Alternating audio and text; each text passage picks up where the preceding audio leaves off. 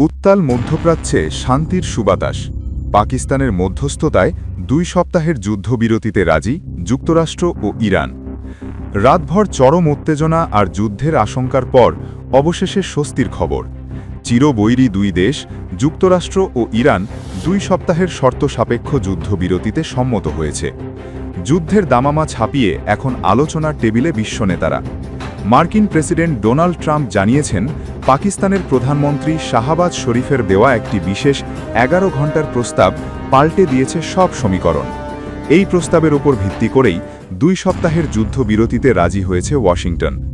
অন্যদিকে ইরানের পক্ষ থেকে দেওয়া 10 দফার প্রস্তাবকেও আলোচনার কার্যকর ভিত্তি হিসেবে গ্রহণ করেছে হোয়াইট হাউস।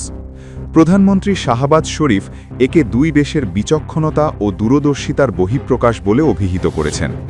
তবে এই শান্তির পথ মোটেও নিষ্কণ্টক নয়। প্রেসিডেন্ট ট্রাম্প স্পষ্ট করে দিয়েছেন, এই যুদ্ধবিরতির তখনই স্থায়ী হবে যখন ইরান আন্তর্জাতিক জাহাজ চলাচলের জন্য কৌশলগতভাবে গুরুত্বপূর্ণ হরমুজ প্রণালী সম্পূর্ণ নিরাপদভাবে খুলে দেবে।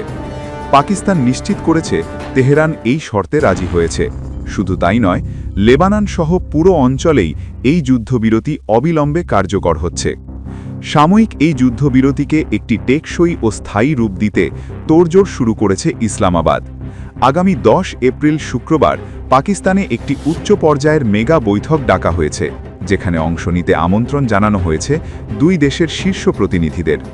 শাহবাজ শরীফ আশা করছেন, এই ইসলামাবাদ আলোচনার মাধ্যমেই মধ্যপ্রাচ্যে দীর্ঘমেয়াদী শান্তি ফিরে আসবে। এদিকে এই যুদ্ধবিরতিকে নিজেদের বড় বিজয় হিসেবে উদযাপন করছে ইরান। দেশটির সর্বোচ্চ জাতীয় নিরাপত্তা পরিষদ দাবি করেছে, তারা যুদ্ধে তাদের লক্ষ্য অর্জন করেছে এবং শত্রুপক্ষ পিছু হটতে বাধ্য হয়েছে। এই খবর ছড়িয়ে পড়ার পরপরই তেহরানের রাস্তায় নেমে আনন্দ মিছিল শুরু করেছে সাধারণ মানুষ। বিশ্লেষকরা মনে করছেন, এই সমঝোতা কেবল মধ্যপ্রাচ্য নয়, বরং খাদের কিনারায় থাকা বিশ্ব অর্থনীতিতেও স্বস্তি ফিরিয়ে আনবে।